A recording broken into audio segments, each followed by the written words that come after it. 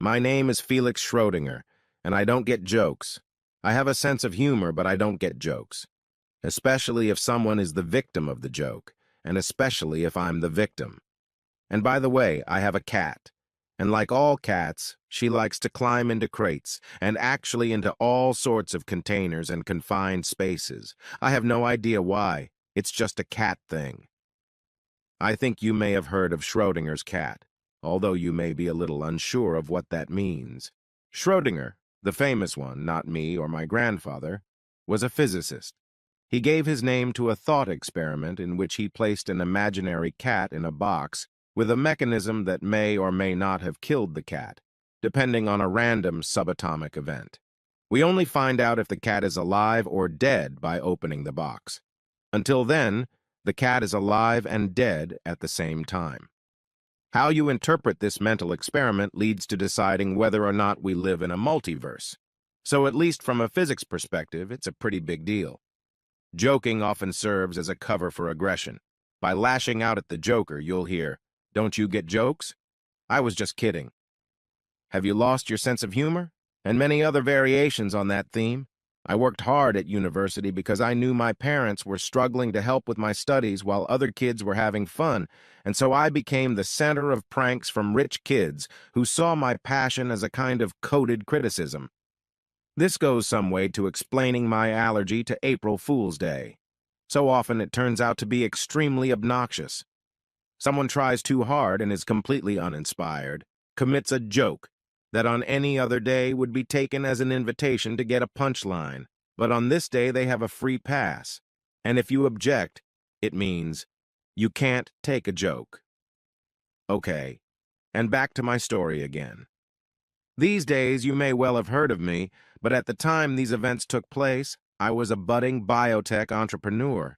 I was already successful enough to own my own house in a decent part of London. It was the first day of April, and a month earlier you could say everything was perfect.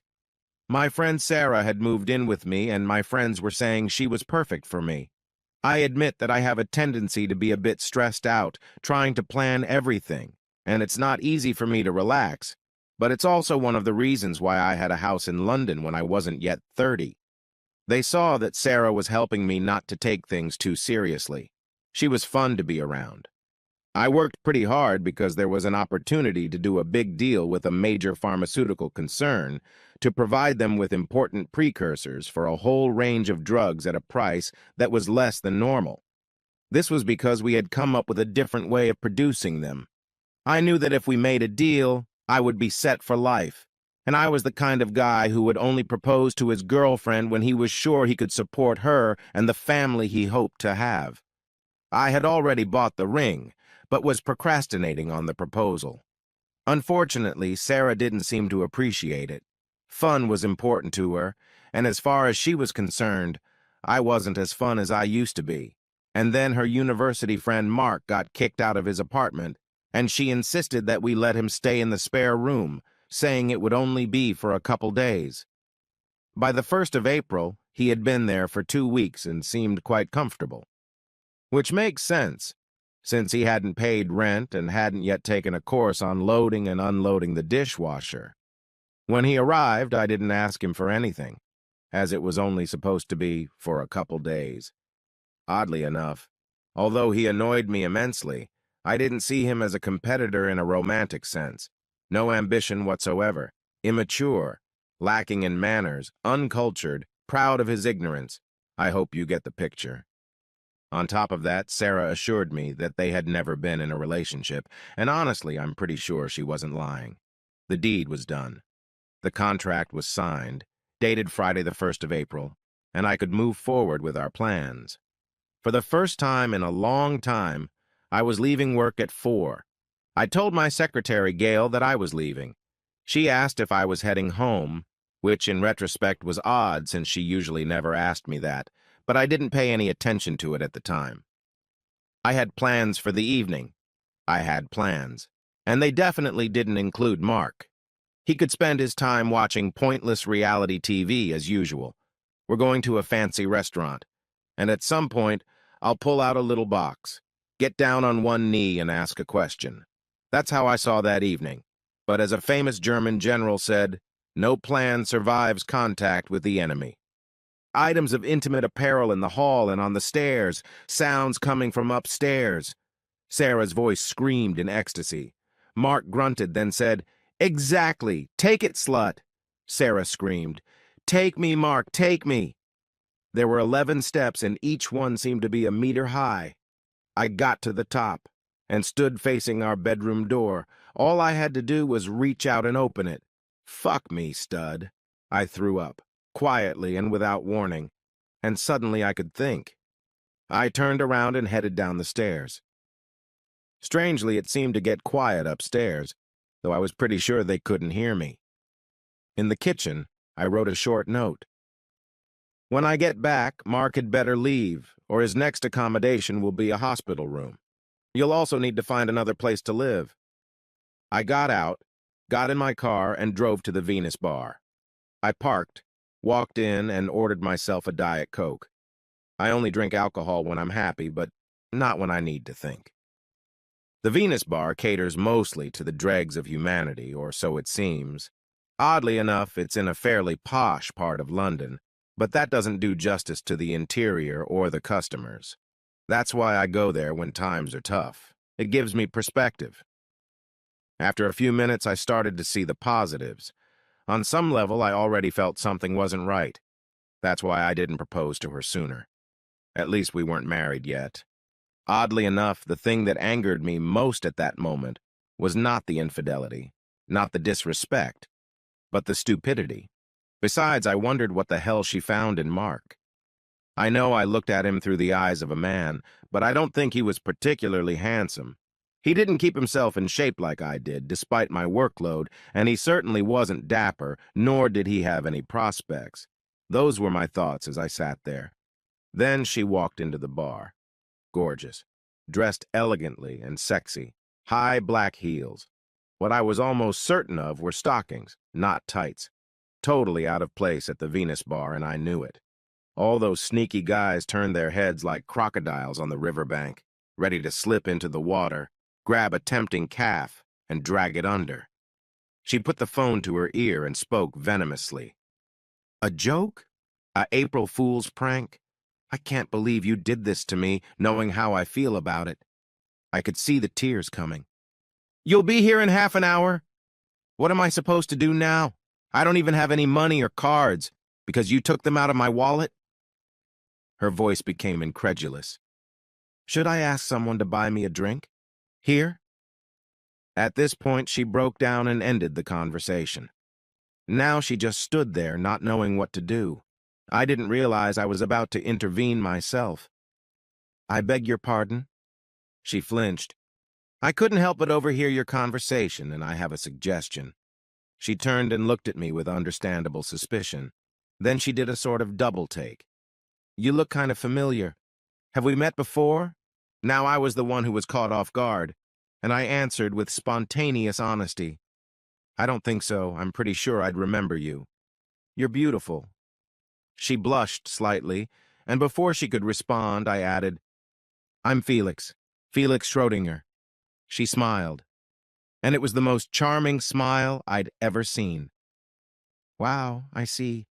I saw your picture today. You're the owner of Mendel's Garden, aren't you? My editor wanted me to find out if you got that huge contract everyone's talking about with Paradise Pharmaceuticals. I was amazed that I was getting so much attention. I'm April Fuller. I just started at the Financial Times, kind of on probation. I was glad she was at least open to talking to me. I was going to suggest you stop by the Regency Hotel bar next door. It's a little more decent than this one, and then you won't be here when he shows up." She smiled, but then got a little concerned. "As you may have heard, I don't have any money with me." I laughed. "Well, it just so happens that after signing a certain deal today, I can afford to have a couple drinks." April grinned and nodded. I turned to the bartender, put a 10 on the counter, much more than my Diet Coke was worth, and said, "Keep the change. And when the guy comes in and asks about the lady, just tell him she left with a rich guy in a suit. Can you do that?" He winked at us and said, "Sure. I hope he gets the joke." We went to a neighborhood bar. It amused me that a Venus bar could neighbor a four-star hotel. The bar at the Regency was perfect for private conversations, and we sat in a semi-closed booth. We ordered coffee. So, Felix, how is it that you find yourself in a place like the Venus bar, alone, especially when it seems like you have something to celebrate? I realized she must find it strange. Well, it's kind of a tradition for me. When something goes wrong, I go and sit in the Venus bar and people watch, and I soon realize that my life is so much better than most people out there, no matter what temporary grief I'm going through. I guess it's a kind of therapy. April looked puzzled. I thought you said you made a pact. I laughed mirthlessly. Well, I was on my way home at 4 o'clock this afternoon, intending to celebrate with my girlfriend and maybe even propose to her. At 4:30, I listened to her already celebrating with her ex-boyfriend. I explained what had happened and what led up to it. And then my phone rang. It was Sarah. "I'm sorry, April, but I should probably answer it. She's already tried several times." I took a deep breath and pressed the icon. I put my phone on speakerphone for some reason. I guess I wanted April to know that I wasn't making up what I told her. "Felix, thank God I caught you. It was just a prank. We didn't really do anything. If you'd come into the bedroom, you'd have seen it. I didn't know you'd react like that. Just come back and we'll explain everything." Suddenly, I felt completely calm. There was no more conflict inside me because I had made a decision. For starters, forget the we. Your fucking buddy better be gone by the time I get back. He's been living in my house rent-free for 2 weeks now without even thanking me, unless you count today. But Felix. And you'd better get yourself another place soon. But Felix, you've got it all wrong. It was just a joke. An April Fool's joke. Not really. Sarah, how about a little thought experiment? Try to imagine telling someone this story and convincing them you didn't do anything wrong. In fact, why don't you try it for real? Tell someone how you were in our bedroom with your ex-boyfriend, making all the noises that accompany passionate sex, but that it was all completely innocent.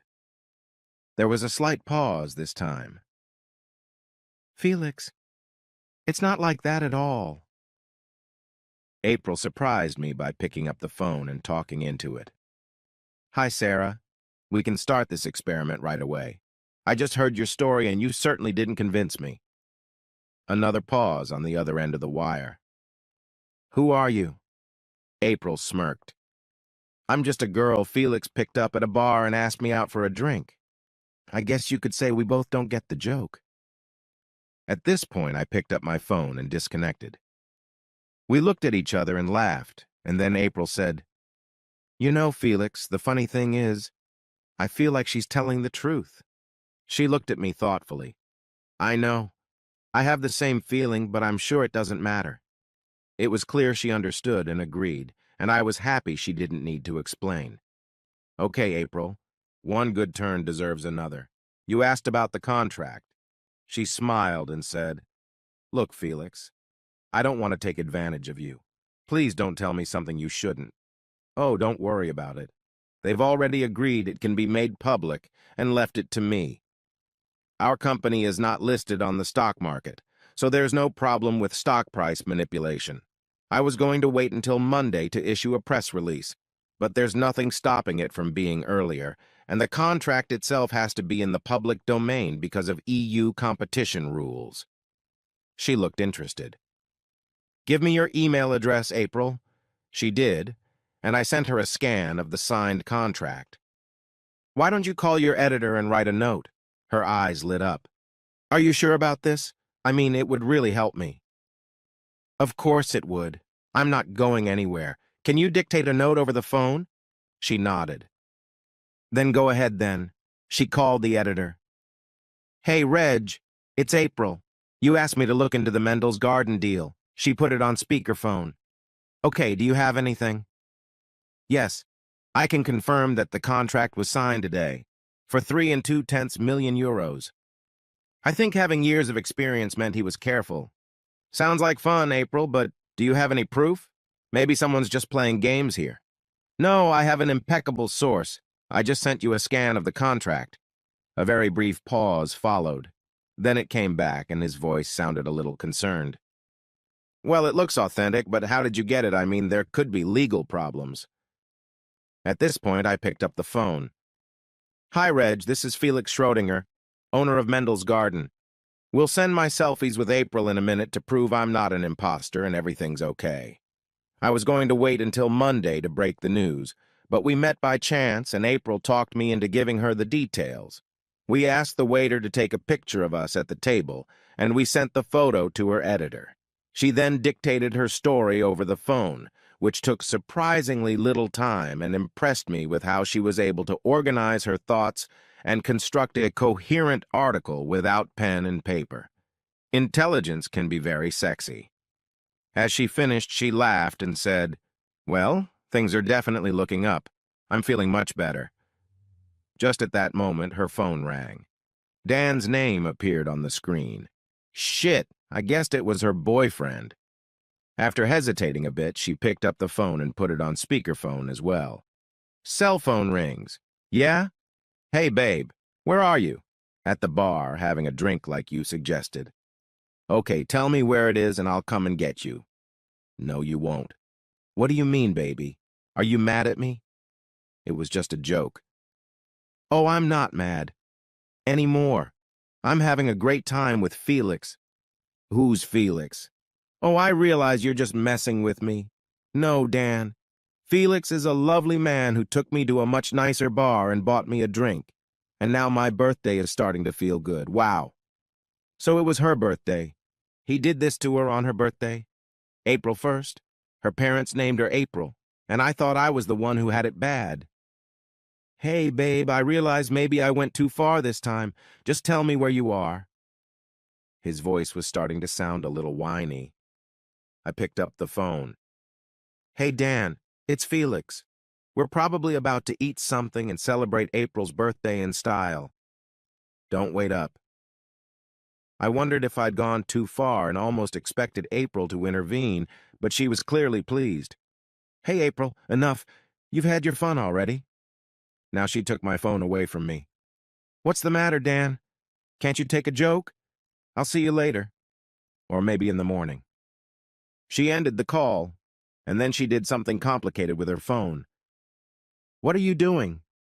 Blocking his number. I can't turn my phone off yet because of work. They might need something. When I mentioned taking her out to a holiday dinner, I didn't think much of it, but she took me seriously, and I decided I was more than happy with the idea.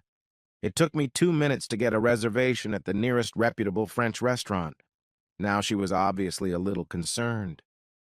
Look, Felix, I feel a little awkward about this, and it might be awkward for you to invite a journalist to dinner, so I understand if... I laughed. How about I just invite April, a smart and interesting woman I'd like to get to know better, to dinner, and in the interest of full disclosure, she's also quite attractive and dressed incredibly sexy, and if you're not happy with that, I'd understand if... Now she laughed. In that case, I'd love to go to lunch with someone who knows how to be smart and sensitive without being a wuss. And in the interest of full disclosure, he is also a cliché, tall, dark-haired, and handsome stranger, and he looks very good in a suit. So lead on. As I entered the restaurant with April under my arm, I couldn't help but notice that many men's attention immediately focused on her. It might have been a more posh clientele, but the reality was little different from the scruffy guys at the Venus bar. The food was great, even if the waiter was a little pretentious, but it didn't matter as we both felt the same way. We were seated at 7 and suddenly it was 10. We talked so casually and laughed so freely, and then it became clear that while they were patient, but they needed a table. Our hands made involuntary contact more than once during the evening, and more often I caught myself looking into her beautiful blue-green eyes and physically reacting to the way she modestly lowered her eyes and then raised them again, and even bit her lower lip once or twice, which I was sure was not intentionally seductive, but all the more arousing because it was unconscious. April's facial expression suddenly turned serious, and she said, I had such a wonderful evening. It's the best birthday I've ever had. And I have to admit that the thought of going back to the apartment and seeing Dan is really depressing. I felt the same way. I knew I'd have to deal with Sarah if she was still there, but the thought of that confrontation was guaranteed to ruin the memories of the evening. Okay, so what if I book us a couple rooms at the Regency? That way we can sleep here and deal with all the crap in the morning. I hoped that by emphasizing the two-room aspect, she would realize that I wasn't trying to force myself on her. We had just left the restaurant when she suddenly stopped on the sidewalk and pulled me to her. Looking into my eyes, she said, "You're not going to stay with Sarah, are you? I didn't even have to think about it." God, no. Good. And I was done with Dan. I wondered where this was going, starting to feel the stirrings of something I couldn't yet identify, but which made me feel much more alive than I had in a long time. "But Felix, you've already spent more than enough money." I wanted to object, but she continued, "So let's save money and get just one room." I think my smile said it all. Then she put her arms around my neck and pulled me to her upturned face, saying, "And I think it's time for me to get the birthday kiss I've been dreaming about all night." Since the invention of the kiss, there have been 5 kisses that have been considered the most passionate, the purest. This one left them all behind. Neither of us had words for how we felt. We walked to the hotel in silence, my jacket thrown over her shoulders to protect her from the evening chill, and I wrapped my arms around her. At the hotel front desk, April didn't feel the need to keep distance between us, rather proudly showing with her body language that she was with me. I splashed out on a rather luxurious room. Why not? I had just signed a contract worth millions. At first, we just looked around like children in a fairy tale. Then I turned to April and said, "I know it's your birthday today, but can I unwrap my present?" Suddenly a little embarrassed, she nodded. I took my time. First, I just took my jacket from her. Then I stepped back a bit to look at her in the exquisite dark green dress. The material looked and felt like silk. "You look so ravishing, so beautiful and so sexy. I can't believe this is happening." She smiled shyly, not knowing what to say, but clearly enjoying the compliment. I didn't speak up, but I thought Dan really screwed up. He would never find another woman who could match April.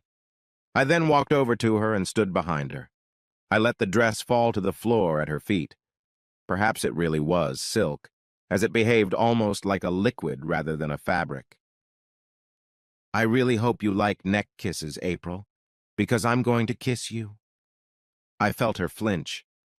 "I love neck kisses, but I think you can kiss me anywhere." I kissed her neck, enjoying how soft and smooth and warm it felt under my lips. "April, everything you said tonight was so smart, so true, so funny, and completely fair in every way. So please don't ruin it now by saying something stupid. Your breasts are perfection itself, and by the time we're done, it might hurt a little bit." "Get out of your shoes, April." The truth was that I loved seeing her in stiletto heels and stockings, but her feet must be sore after an evening spent in them, and I wanted everything just for her pleasure. She did as I asked and stood before me in stockings, garters, and black lace panties. She clearly wasn't an expert at wearing such lingerie as she fastened the stockings over the panties, but strangely enough, I found it cute. Maybe it even meant that I was the only man who undressed her while she wore stockings. When I was younger, I'm sure I wouldn't have managed it without messing it up. But I took my time, and soon she was standing there in just stockings and a garter belt. I had never seen a sexier sight in my life. Now April spoke. "Felix, I don't think I can undress you quickly, and I desperately need you. Please get undressed as soon as possible. I need you." She didn't have to ask me twice. For a while, we just lay next to each other, too exhausted to do anything more than give each other tender caresses while looking into each other's eyes. We were going to shower, but we ended up falling asleep, sweaty and smelling strongly of sex. I barely had the strength to pull the blanket over us and turn off the nightlights. In the morning, we showered. We had sex in the shower. Then I asked for breakfast to be brought to the room, and we spent a decadent time feeding each other in bed, which turned out to be pretty messy, and my conscience made me leave a big tip for the cleaners. When she turned on her phone, she had several messages from her editor.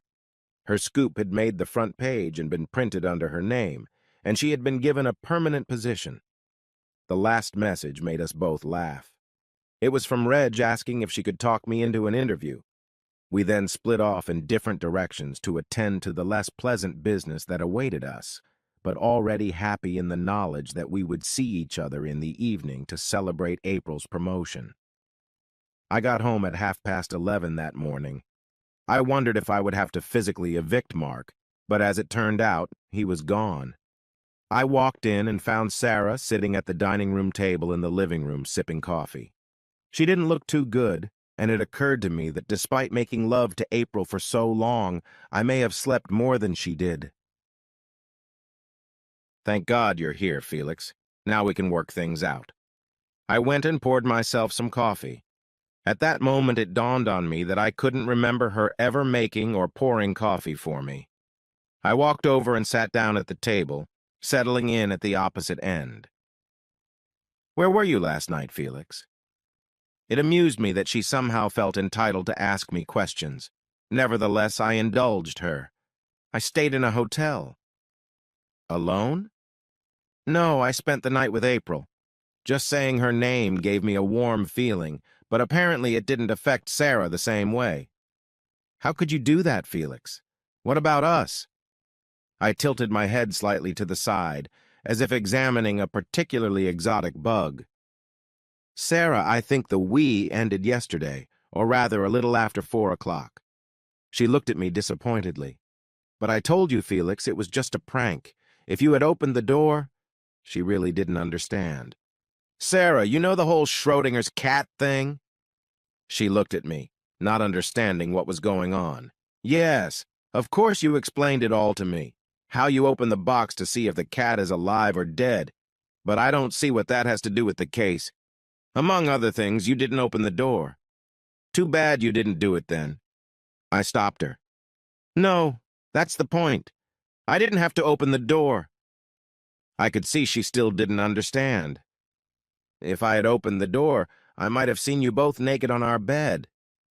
Her frustration showed again.